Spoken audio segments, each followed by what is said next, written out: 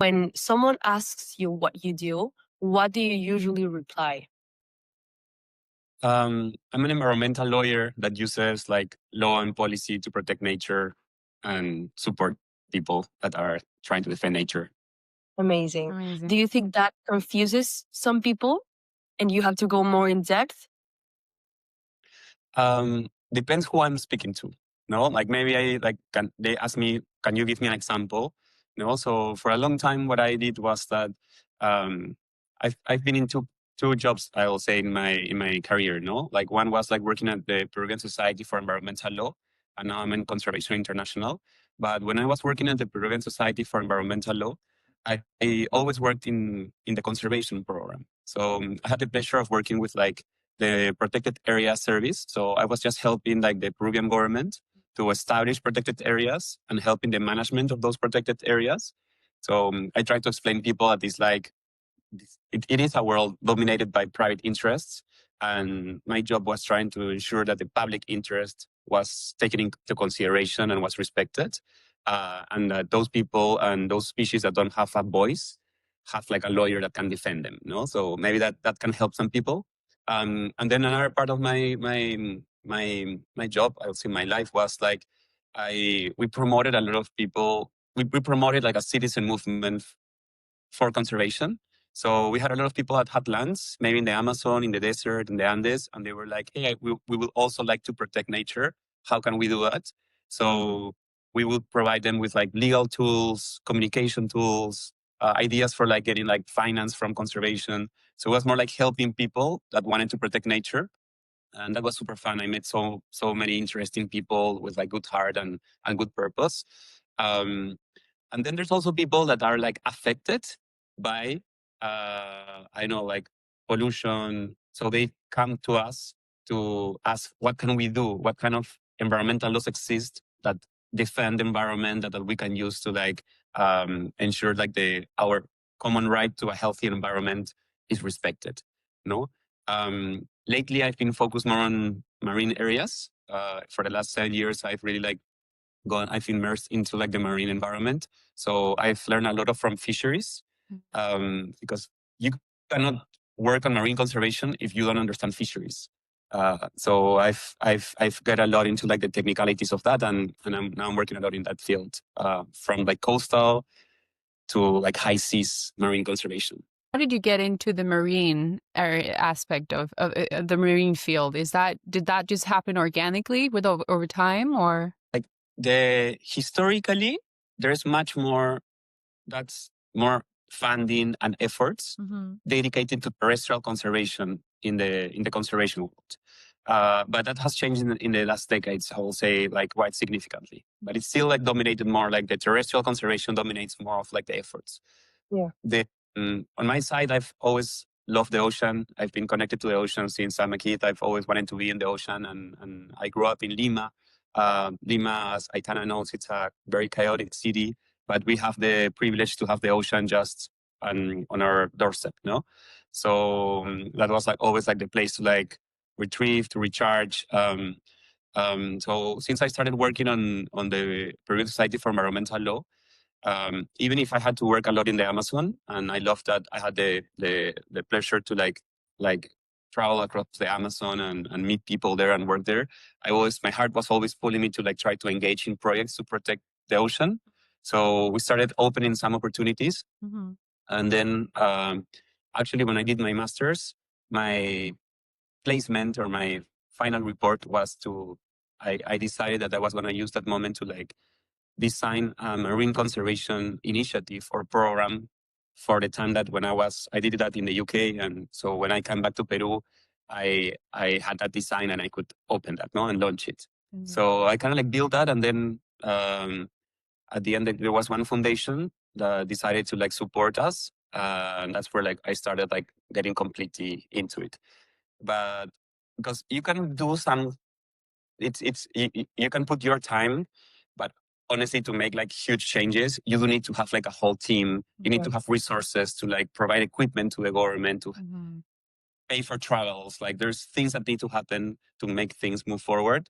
So I was able to like scratch the surface doing some stuff before, but only with like these more like programmatic support, I was able to like then like focus on like doing like policy reforms and formalization of like most of the small scale fleet that fishes like jumbo flying squid and mahi mahi, changing the general fisheries law after 30 years to reclassify the artisanal fishing fleet. So we were able to like quite like important things thanks to like over 30 people that were working in this program. It's very interesting that you mentioned the fact that you need a team, and it's something that, for instance, in some other jobs or roles in the world in general, you can do big stuff on your own. You know, you can either like, let's say, make a bunch of money or make a big impact on your own. But as you mentioned, this that is so related to law and big changes that need to happen. You need a big team.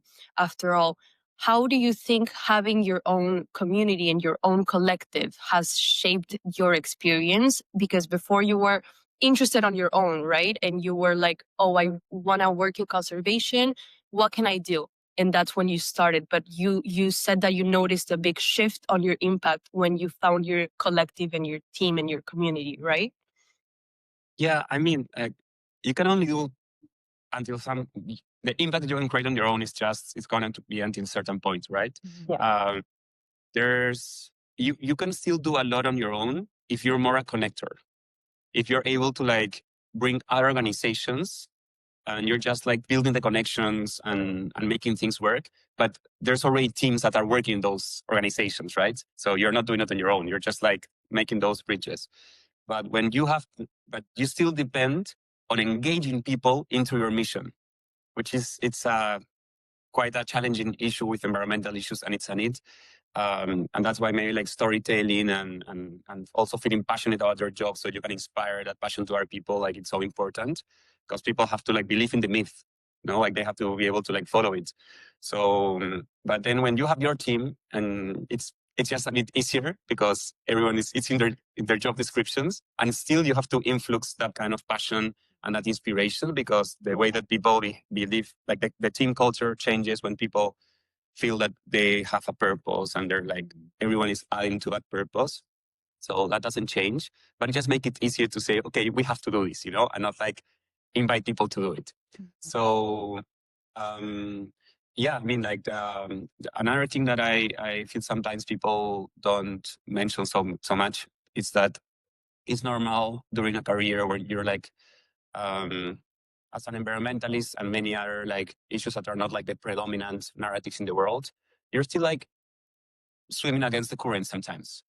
And you're saying things that maybe will make people uncomfortable because you're trying to change patterns of the way how we're doing things, how we're producing things.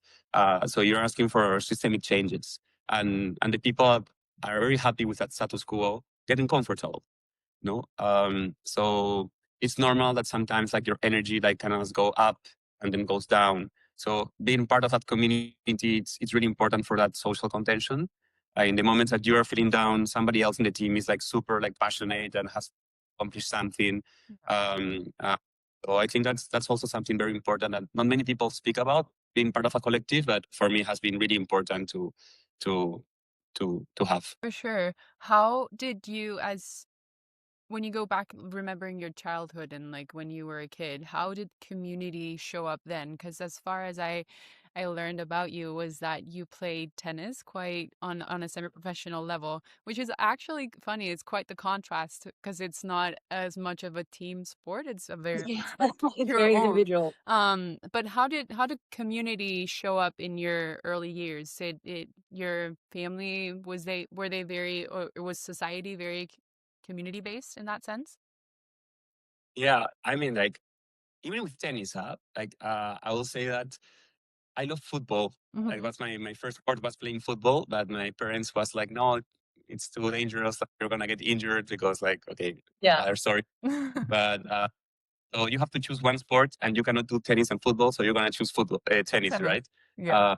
Even when I was playing tennis, and I was playing tennis competitively, and going to trainings every day, Mhm. there were like some people that would train with their instructor on their own. Mhm. And I never wanted that. I always trained with like the group. Yeah. Like that social dynamic was what I enjoyed. I never was like the kid that was training with like, like the Pacing. instructor. Yeah. No, Yeah. no, I get I you. wanted to I wanted to have fun, and then like I'm the fourth of a family that in my family I'm the youngest. Very tight family. We had a restaurant when we were all kids called the Cat.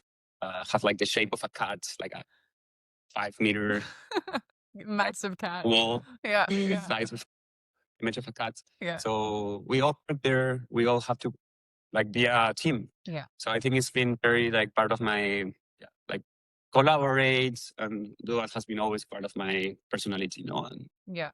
Yeah. Amazing. So that living in Peru and having that community to kind of mirror yourself in like with your family shaped your whole sense of place of purpose initially, actually. yeah, Yeah. for sure. Peru is also a place where like so many things still need to be fixed, and there's so much space to do stuff. Yeah. That you do feel like, especially if you come from like I know I have like the privilege of going to a good school, like food never like was missing in my in the house.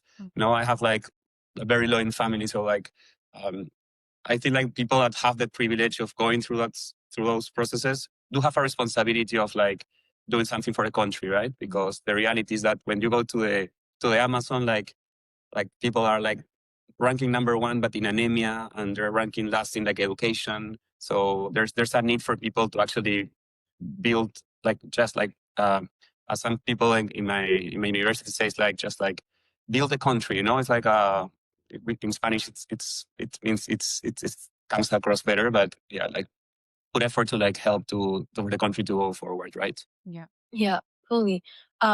About your experience in university and so you studied law in Católica, right?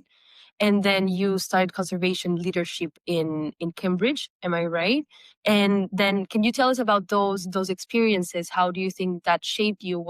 What key learnings made you go from where you were before studying that to building what you now have and have in the past? I mean, I think that the whole role of university is to just like open like your understanding of the world, getting out of your like social bubbles where you grew up when you were like very secure when you were a kid. So I think it's super tough to ask to anyone at 16, 17 years old, what do you want to study and how that's going, you want to continue doing that in your whole life. So Yeah, for unless you if know anyone that since is you were yay high. Yeah. Which it's is the rarest. still, Hard. Yeah. I'm like you turn 40, like I turned 40, and then like you're still like wondering like if that's the best decision or not. So Yeah. just for everyone that hears this, that it's not like it's still in that process, like it's fine to have like doubts. I changed from career like 6 times when I was still like deciding what to study. Really? What Yeah. what were your different paths? Well, the first thing is that I could have gotten a scholarship to go and play tennis while studying in like the US or Europe. So like that was like the first choice. But at that moment, like after playing tennis for such a long time, competitively, like you do sacrifice like the possibility of doing travel. My parents also had this restaurant, so all the weekends were like about like working as a family. So I didn't have the chance to like travel so much when I was a kid. But then when I was 16, 17, also like the Shining Path, which was this like terrorist group in Peru, like had control of the country when like until I was like 8 years old or something like that. So when I was 16, 17, it was like the first time that, different to my siblings, I was able to go and explore the country without the fear of being kidnapped. Like, and that's something like people don't like. I think like the current generation of young people in Peru don't realize that before you couldn't just go across the country. There's places like the Veray and places where like illegal mining it's still like controlling the country, but not in the way that it was in the past. So I had the opportunity to just go with my friends, like hike in the mountains, Wow. get a bus in the night, Friday, and then go to the Amazon, explore there, come back on Sunday in the night, and be back in the university on Monday. So I really took advantage of that, and I traveled a lot in those moments. So I didn't felt I was ready to go out of the country and study abroad when I still had not. I was like kind of like falling in love with like Peru and more than Lima and the places I've been able to go like in vacations. like to Cusco or maybe the north of Peru, no? So then I went to like, I think it's great to I went to La Católica University and they have these 2 years of general studies, which I really liked because that's a place where like you learn out history, poetry, literature, of course, like math and no, but it's just a big scope of things that, and in that place you also like learn about other people that are interested in anthropology, sociology, engineering, maybe in a different faculty, arts. So there's a lot of like inspiration coming from different people. So during those 2 years, I changed from like psychology to like philosophy and architecture, economy. I didn't know what. Testing out personalities, but also with that newfound like freedom in that sense, it must also have been very like you must have been super curious as to actually learning different things because a whole Yeah. new world just opened up. Totally, totally. And then like I was, well, if I'm so confused, maybe I just learn about law because that's still gonna be useful to if I didn't know something with the system. I was trying to do something. So maybe that's gonna be a useful resource to happen. I went to a law buffet and I was like for there for like 2 weeks and I said like there's no way I'm gonna do this in my life. No. But then like I met this guy, Jorge Cayo, who is the president until now of the Peruvian Society for Environmental Law. And he talked to me. He was the first person that did a thesis on environmental law in Peru. So he talked me about like the SPDA and he was like, look, you should try to like learn more about this organization. So I went to this book launch called like it was also like and then it's when I met like I heard Jorge and who then became my mentor, Pedro Solano, talking about like conservation and it was really like they were talking about this utopia, like of like how we have to try to do something even if it goes far away every time we get closer, but we have to continue trying to go to that like north. So I just felt like there were these people that were like really like they were still dreaming about doing something good for the world, lawyers with a purpose, and I was like, okay, I can see myself like reflected there. Yeah. So yeah, very naturally, like at the end, I Finding started a way for- working in that organization. Yeah. It must also have been super inspiring to see those figures in front of you and then suddenly feeling Yeah. compelled to study law. And what is the role of law in conservation? I mean, law at the end, it just establishes like rules, how people have to like live between ourselves as humans and with like institutions and with like our species that we share biosphere, right? Yeah. So the reality is that most of the legal systems that we know, especially in the Western world, are like are coming from like when you study law, you realize that there's a lot of connections between philosophy and religion and law, because at the end, those beliefs are the ones that get like filtered and codified in the different legislations. So the Judeo-Christian, for instance, and the Christian religion is based on this dichotomy between like nature and humans. Like humans are the creation of the divine, and the rest are species that have been created, but it's the humans that are in the center of the world. Yeah. So that's really challenging, let's say, right now, because at the end, what happens is that we have these anthropocentric legal regimes that put humans as the ultimate apex of creation, and all the other things are like resources that humans can use. And we get to a point where like we talk about like natural capital. We talk about like the ecosystem services that are provided for humans.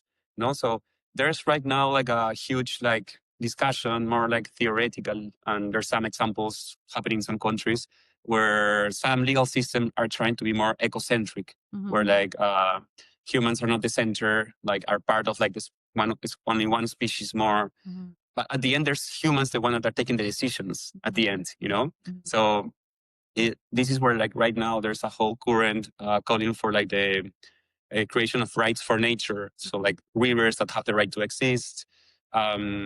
There was one lecture that I really loved and a professor that also really inspired me. His name was Armando Guevara, and he taught us legal anthropology. And that was the first time I heard about the concept of legal pluralism, which it's very important when you work with like indigenous peoples in the Amazon, because the concept of legal pluralism is that there's like legal systems overlapping. And there's like, so you can have like the legal system, let's say, of like an indigenous people and how they want to like relate to each other. But they're also within like a broader legal system, which now is like the country and, the Peruvian Republic. Even if they were there before the Republic was created, no? So what is the thing that you should like, so to answer your question, like, it's very important, like how law it's used, because basically that's the rules how we engage with nature. That's what defines like what is a felony.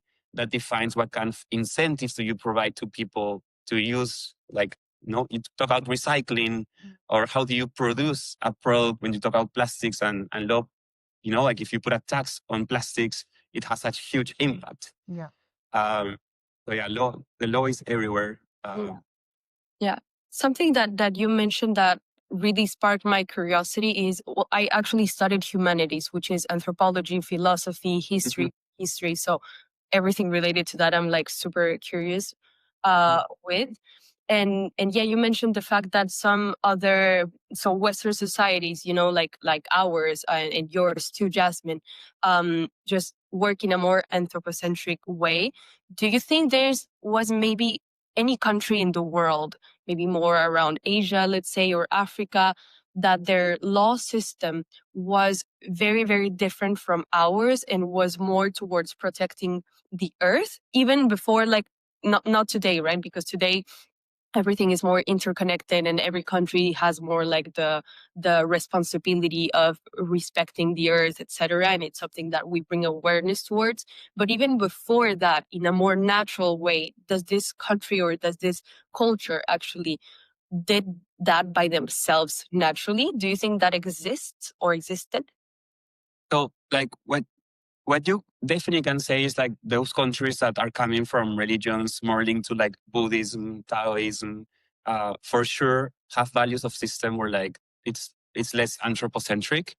Uh, but you have some examples where like, I know, like, no, also when there's like a very like predominant number of indigenous peoples, or where like they have been able to like have more power in decision making. And you can talk about like a very Western society like New Zealand, but with like very strong like respect of indigenous people. Like now Zealand has established like some rivers have the right to exist, and they have been including like rights for nature in their legislation. But there's still, I just don't want to romanticize the concept, because when you put it into reality, there's so many like conflicting interests. So New Zealand like has included like rivers as rights of nature, but they're the main country pushing to continue doing bottom trawling in the high seas and in these really highly endemic and slow growing like marine ecosystems that we know so little about. So they're basically destroying other parts of nature when there's not in their own country. You have Ecuador with like Correa, which was in the moment that he put like he elevated like the idea of like the Pachamama into the constitution, but then he was still like just like leasing like the whole Amazon for like oil exploration, or asking people not to like use the Yasuni National Park for exploration, but to expense of people paying for that. So they were still using a very capitalistic approach to that. So I think it's very important not to romanticize these elements, and especially with law, to understand that it's the devil is in the details. How do you really implement that? When you try to implement an ecocentric? So I feel like it's easier. It's not easier, but I think we have to think more about like a cultural. It's more like a cultural change in how we see things. Because at the end, like if everyone thinks alike to some extent, and there's some myths that we create, we believe, and then it's the law is just there just in case somebody doesn't follow that. But that should be like the ultimate resource, no? And yeah, I remember like I kind of see two examples of like there was this concept of like the Trihata Karana, which is like also this idea where like in these three concentric circles of like of like living. Joaquin Leguia from Anya, another person that I value a lot, like from he tried to like um, get kids to manage a portion of the land or a forest or an ecosystem. Mhm. And what he asks the kids is to like have something in that place which is something for themselves, something for someone they love, and something for nature. So they can plant something for each one of these elements. So they recognize that they're individuals within a society, within like a biosphere with other species. So I think like it has been aware of that integration and that intersectionality or like connectedness is what we just need to continue like growing, and not like this separation. Yeah. And it becomes more difficult because right now living in cities, like kids open just the tap water and they don't have the relations with the river. You just like go on the supermarket, buy the milk, and you don't see a cow. So You you know, get so like it, you get so detached from the real world in that sense, and not yeah, exactly. You don't really get to see the meat that you eat. You don't get to see where, the farm yeah, where the cows they live, or they don't because they're living in cages, or all those things. You get to like you don't get to see the reality of things. And I We also take like, sorry, no, go ahead, go go ahead. good.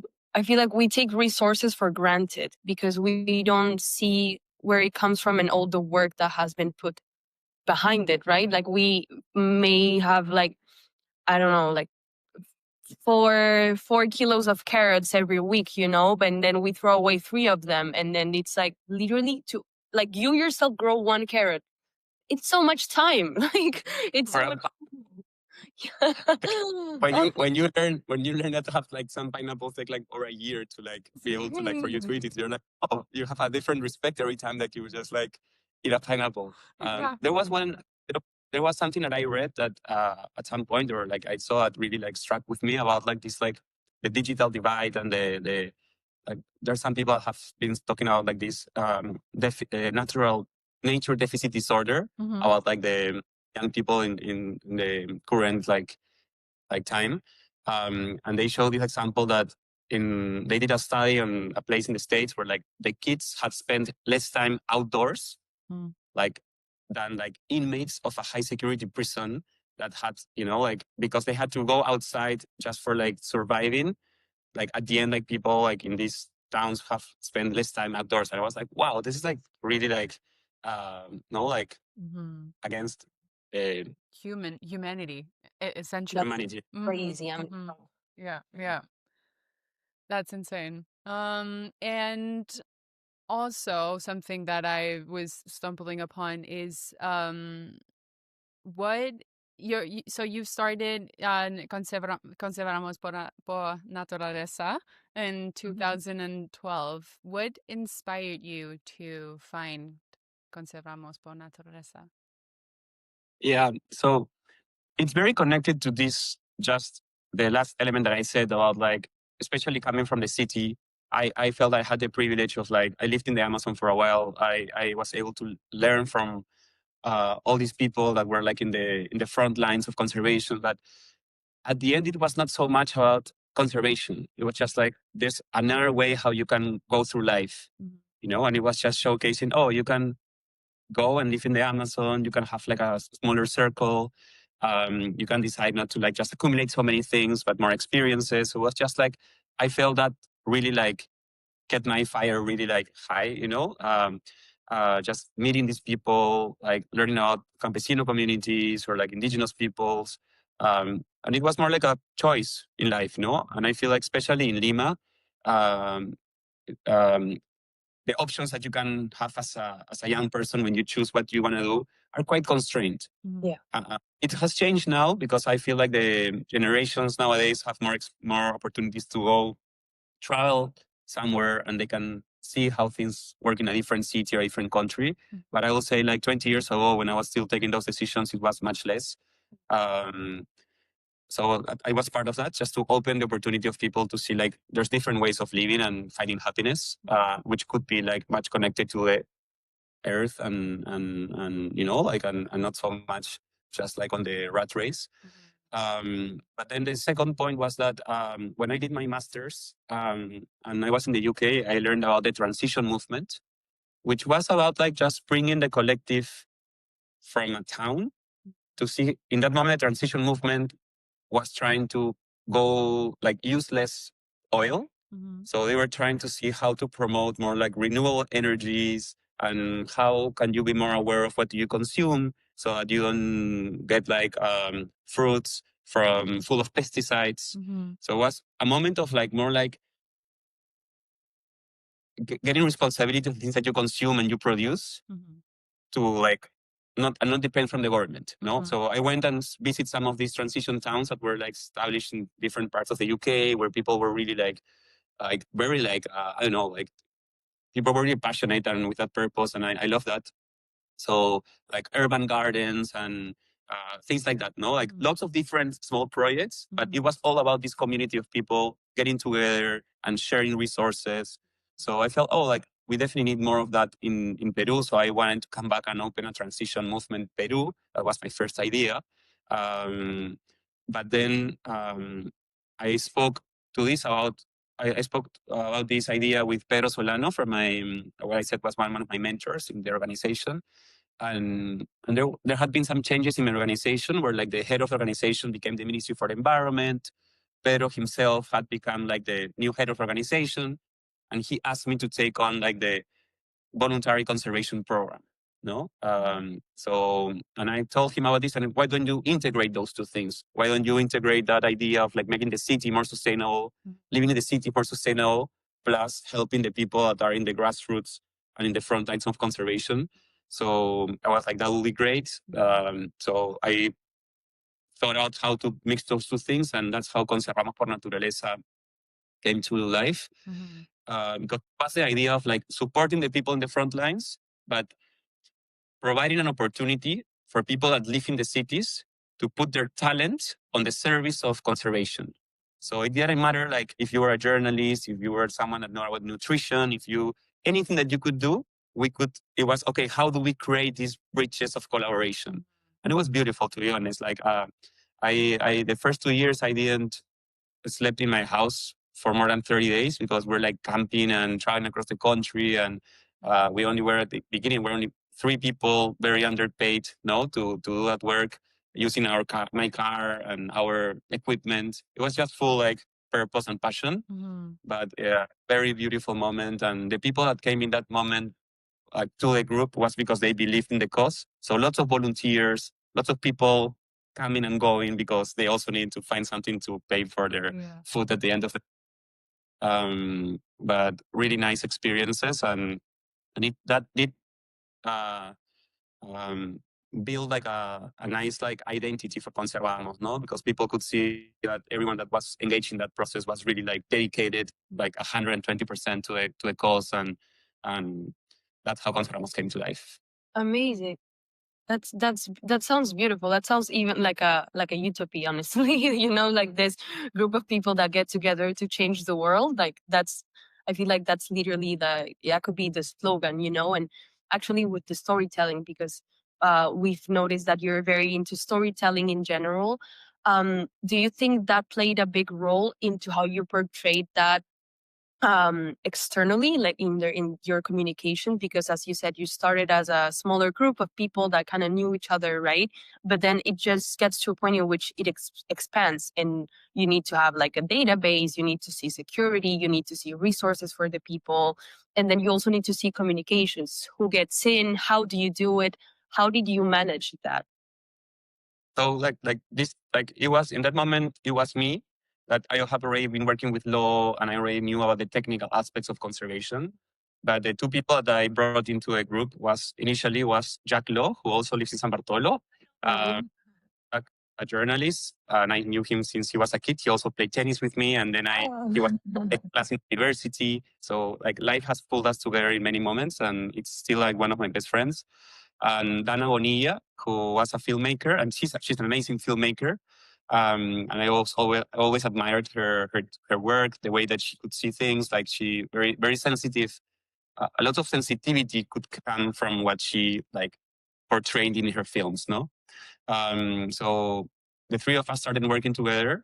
Those were like the first trips that we did, and the main idea was to like have stories and videos from the people that we met in different parts of Peru, so that they can tell their own story. In the beginning, we never appeared. Our faces never appeared. It was not like this kind of like program where like I go as like the white guy from Lima, like goes and interviews. It was only their stories.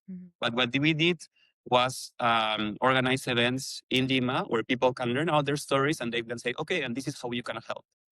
So everyone could feel inspired by these ideas. And I think this is very important because like the environmental movement has been characterized by stories that are more about like the threats, like climate change, and everything is very dooming, no? And these issues are so big that you feel overwhelmed and you don't know where to start. So if you provide this kind of like, we are in environmental crisis for sure. Like I can speak like 10 minutes about all the bad things and or more, no? But you do have to like, even if you provide that kind of like data, like, like 50% of like the species that have lived in the planet, like the number of animals have been like reduced to half in the last 20, 30 years, due to coral reefs or whatever. You can create that to create an emotional reaction, but you do have to then say like, what can you do about it? Because otherwise people start to go to like this like cognitive dissonance where they cannot cope with what is happening. And I feel like we're all kind of like also like dealing with that right now with what's happening in the world, especially in the Middle East. No. So like that cognitive dissonance, it's something that you have to challenge by providing people with the opportunity to do. So it's not so much about changing the world, it's just change your surrounding. Like start with something that you can see that it's tangible to you, which I feel is the most difficult to do when we talk about climate change, because it's something that is going to happen. It's already happening for sure, but it's still something that will get worse and worse with years as they go through, no? So to be honest, I never tried to talk about climate change when we were doing Conservamos. I feel like the biodiversity crisis, it's much more tangible right now. Like we can just show them up how many forests have been already like eradicated, like you can go to any marine ecosystem and you can show that. So we were focusing more on that, no? And then on concrete examples of things that you can do. And at the end, like the people were not so, I will think like they were not so much in about for nature conservation. That for sure is something that pulls people together.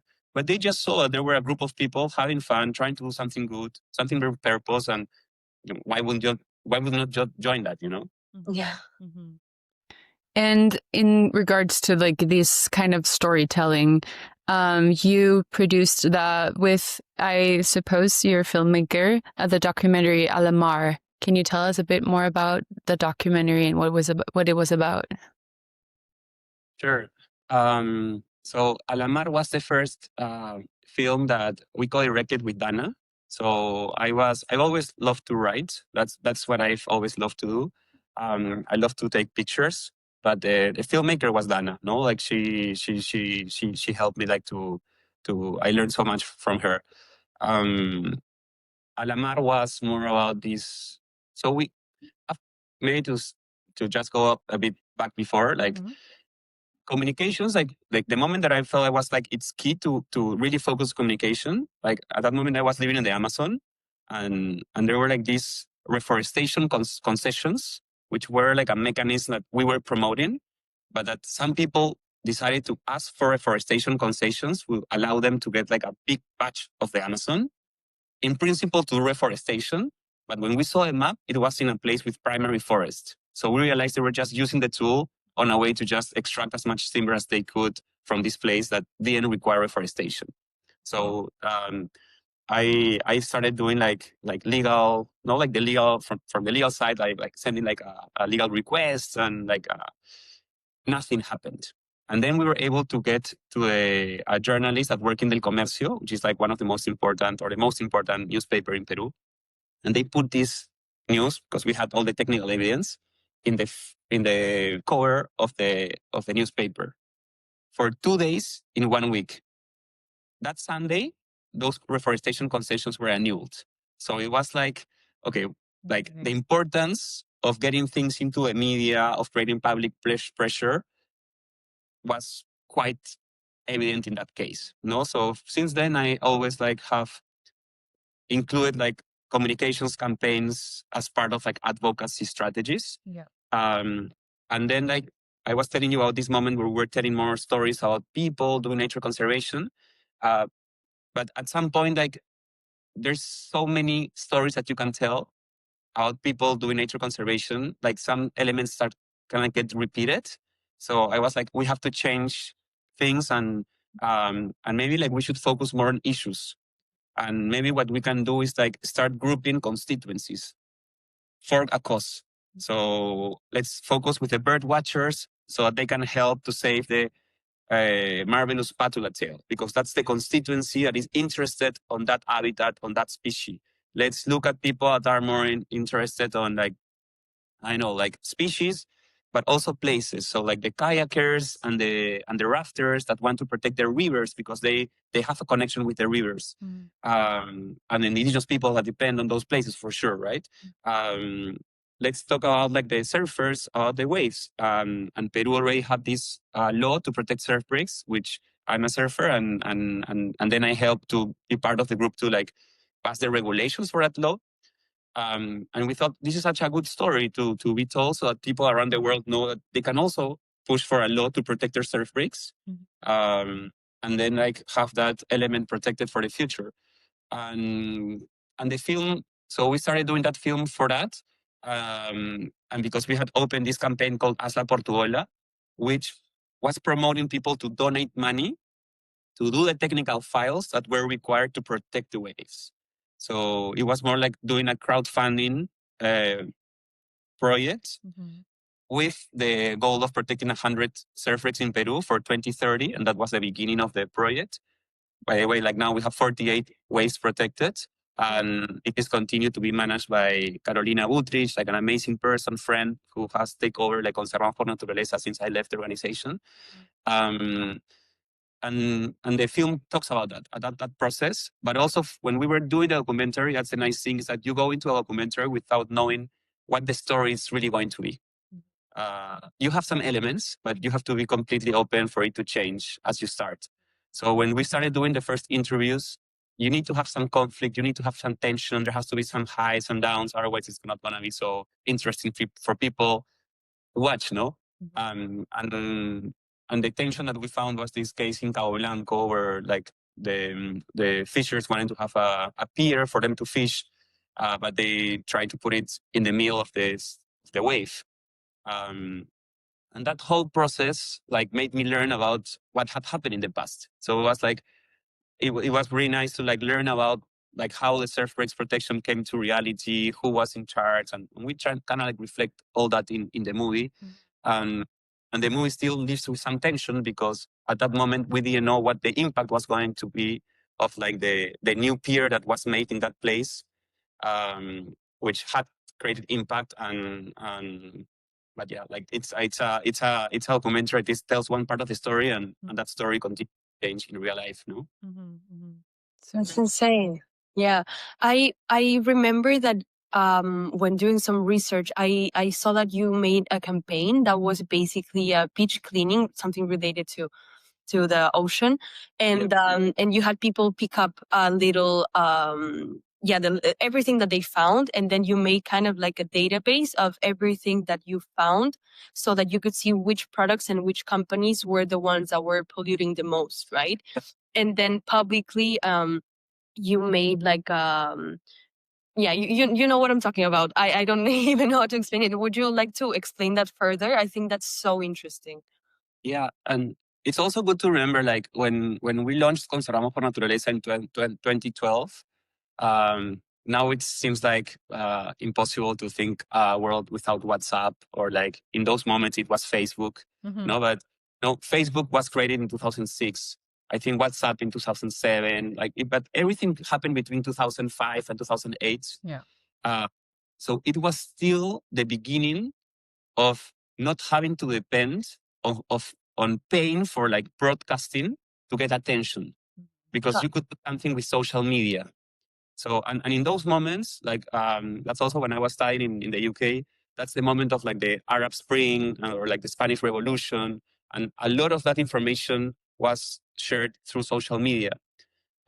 Social media, I will say, in those moments were not so much. It was not the moments where social media was used so much for like fake news, and it was still like the beginning, no? So I think like also like the people that were not taking the tool on to use it on such a bad way, no, as today. Um, but we said like we were always going to a place and doing a beach cleanup, and she said like, why don't we just invite people to do the same wherever they can, but we can show the collective impact of everyone doing it the same day. So the first time we did it, we had $1,500. That was our budget for like the national beach cleanup campaign, and so we just like used that to like buy some plastic bags and ask for donations of gloves, and we say, okay, let's see who says that they want to do it. And at the end, I think in that first time we had 68 people in Peru that said, okay, I'm going to lead my community to clean this place. And at the end, we have like 14 tons of garbage collected.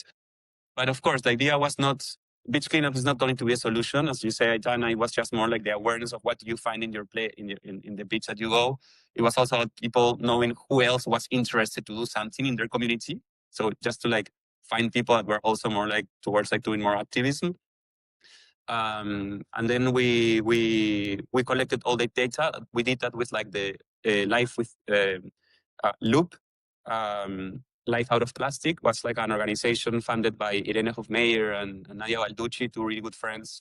Very passionate about that work. So we did that. We had fun. We went camping, collected the beach cleanup. I remember like Mariano Palacios came, a good friend from Laguna Pai. I remember like coming back from like doing this beach cleanup in Warmey, in a place that I always love to go surfing, and it's kind of like a beautiful life there. And I remember like Mariano was singing in the back, like one of the first songs of one of the first albums of Laguna Pai, while Jack was next to me, like receiving the pictures of like, hey, there's people in Lambayeque and in Piura, and he was just showing me like Boy Scouts. And it was this really nice feeling of like just listening to the music, like just something special had happened. So yeah, until now that continues to happen. I don't get involved other than going and doing the beach cleanup, but the organization is always managed by youth people.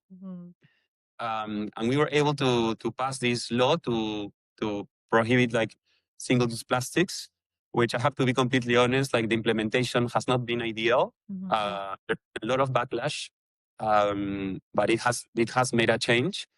And yeah, I think like it just showed that if you invited people to do something, there were more people wanting to have an invitation or an excuse to take that step. So like that was the main thing. And it also was nice to like then like, when we put like when we shine more light on the impacts of the producers. Also to see some companies doing changes and saying, okay, like I realize I'm in the top of this ranking. I'm gonna try to change by doing this. So we asked them to have commitments, and it was also to see good people that are not in an NGO, that are on the private sector, also wanted to make the private sector better. So it's really important to find those links, no? For sure. Do you believe that you have to push those boundaries so that people and businesses actually feel forced to change? I think there are some companies, and you can find them with like the whole B Corps movement, where they already have that as part of their purpose. So with them, no, because they already are just using the enterprise as a vehicle for creating social or environmental change. But in the mainstream, yes, for sure. And I think like the main problem just reduces to the fact that how taxes work, and the fact that these externalities, which could be positive or negative, are not included in the production of one product. So just to explain, no, like you have clothes, no? If this would be from polyester, like no, this is cotton, but if it will be polyester, you will have to go to a place, and then like somebody has to do something about it once it finishes. So that externality of what you do with that clothes falls into the system. Yeah. It's not in the product itself. So I think we just have to make sure like all the products have their externality costs included in that. Yeah. So, and then you tax those that create more externalities have to have a higher tax. Yeah. So, because that's the only way like where like the organic, the non-pesticides products, like Can be the ones that regulated. are doing non-harm to the environment can compete. Yeah. Because otherwise they are including the cost, while the other ones are not. And of course, when somebody has limited amount of resources, go to a supermarket, you're gonna go for the cheaper unless you have like the opportunity not go for the cheaper, no, For sure. which Yeah. is not one kind. Yeah. Do you think there's hope for that? That at some point, let's say the most eco and sustainable products are more accessible to people, or is it? How does the future look like from an insider's perspective? Look, I felt like COVID would have been like a great moment for very like radical systemic changes, because things that people would think will be unimaginable, people like were close to their freedom to like transit. You know, like the international commerce like went to like 10% of what it had been in previous years. Like people could not travel for leisure to like 20 places in a year. So everyone had to change their ways they do things. We have to like go more local. Nature had more places where they can just like thrive because people were not able to go to the beaches. So I think there was like a big, like, I know, like the Costa Verde, no, like just going to Lima, became in the Sundays the place where people can connect. So there were some elements that I would have hoped they would have maintained, because it was clear that when like we can do that. So I think it's clear that when we get to a moment of a crisis, the whole world can even respond to it. Yeah. I think it's going to be more difficult next time, because people were also like, it was managed so badly that people are going to be like, no way, I'm going to be like taking away my freedom because that already happened. Yeah. Yeah. I think like the main things that have changed have been more about like people deciding to work on their own houses. No, there's people that did that and said like, I'm not gonna go back to go to a 9 to 5 office job. So co-working or like working environment have changed a lot since then, which have made people like to move to places where there maybe it's like a better weather, like they just work remotely. That has also created there's more schools in those places. That created like also pressures on some places, but on the general trend, I'm still optimistic, I have to say. I think things are moving towards a better place, but not to a pace that we need. So I think we're gonna have to need like a big shake again to make people like do the changes that are needed. Yeah. Because it's not going there. And what would you say is your most urgent goals in conservation leadership? Well, right now I'm working more in marine conservation. No, so as I said before, like I try to like focus on what I can create impact on. Yeah. So I'm focused on like ensuring like the marine protected areas that are created in Peru are managed effectively. I'm looking at like improving like the marine spatial planning here in Peru. And with my role right now in Conservation International, also like providing that support to our country. So we're also trying to like scale and replicate these ideas to protect surf breaks in our countries. But I have to say also, I'm thinking about like career paths. There are moments where you're very expansive and back in Conservamos, we had like 9 campaigns plus the fishing issues. Like my life was everything about many things and coordinating that orchestra. Yeah. And right now more about like, I'm going to do less things, have more balance with my life, with my kids, and just like dedicate it fully to less things where I can put impact and dedicate, immerse myself completely, you know? And that's fine also. You're going to find that in different moments of your life. For sure, there's a momentum for everything. You're not only what's the name of the leader of of an orchestra, but you're actually with a guitar. Like, yeah, more amazing. Yeah, being sustainable as well with your life, you know, thinking long term. If you're always just like doing a bunch of stuff, then you burn out basically, and you cannot do anything ever. So we just want to finish like the interview with some ping pong questions that we want to like tone it down a bit with. So first ping pong question, Bruno, what is your favorite Peruvian ecosystem right now? I will say like the mountain forests, especially in Amazonas. That's where I decided to build a house for the whole family in front of the Cocta waterfall. So if you're want to see a spectacular place in Peru, definitely head up to that area. I'm Amazing. gonna write that down for sure. Very soon. Yeah. Okay. And one film or documentary that moved you deeply. So many, to be honest. I love films. But one that really like inspired me was Baraka. I don't know if you have seen that one from Ron Frickle. It's just this movie with like images of from different parts of the world, different natural ecosystems, indigenous. Nobody speaks a single word, single word. Sorry. Wow. So it's really like the imagery. I'm gonna write that down. It must be like 30 years old right now, but I think it's gonna still be like quite as impressive as when I saw it the first time. Amazing. Do you have a favorite music album of or artist that you would recommend? I think they come on waves, but I mean like albums or like artists that I'll always go back. Like I remember the first album that I really like heard like lying down in my floor, like looking at the wall of my it's like Pink Floyd, like so I always go back to Pink Floyd for sure. Yeah. Blonde on Blonde, like Freewheeling from Bob Dylan. It's also something that is always like I always go back, especially in trials, and a bit more like happy, like Wings of a Dove from Culture. There have to be some reggae in your life. Sure. Exactly. Amazing. And a conversation myth, conservation myth that you wish people would unlearn. I wish people learn more conservation myths, but not myths in the way like things that are not real, no, but more like how like I think that we have to mainstream more those kind of myths more on the way like people to follow them and to I will go that way. Yeah. Amazing.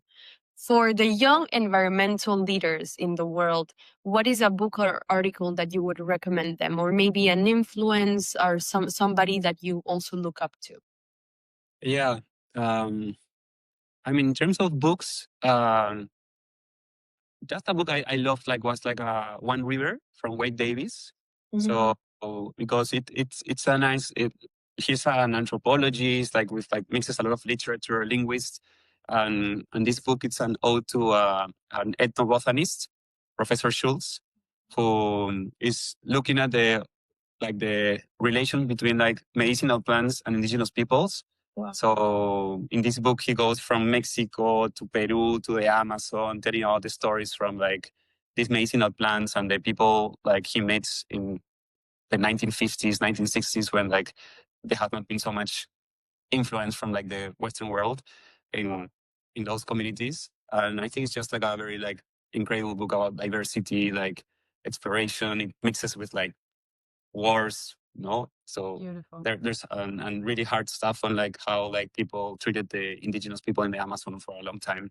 So I think it's if you want to work in the Amazon in this part of the world, Latin America, it's super useful. But in general, it's a really good book. Yeah. Amazing. And your own ideal way to recharge. I mean, yeah, I go to the ocean. It's my psychologist. Every time I feel like I need some moment of my own, I just go and paddle out. Amazing. Perfect. And then we have a little bit of a closing question for you. What is one small, meaningful action that our listeners can start doing tomorrow to protect the nature? Look, I think like the whole story of at least what I've done is just like find something that needs to be improved in your local community and try to do that by engaging one or two more people and see what happens from there. No, like it could be that you have to improve, like plant a tree in the park, or like I saw that there are some people in San Bartolo trying to fix like the stairs to go to the beach. Those kind of little things where after the day, oh, we did that, Yeah. So then it's like, what if we do something else? I think those are the things at the community level like matter so much, and it's just like the first steps to continue doing things more ambitious. Beautiful. I love that. Yeah. That's amazing. Thank you, Bruno, so much. It was such an inspiring conversation, It was amazing honestly, on talking to you. conservation. Yeah. Amazing. Yeah. No, thank you, space. Huh? Of course, of course. And thank you to our listeners today. See you next time.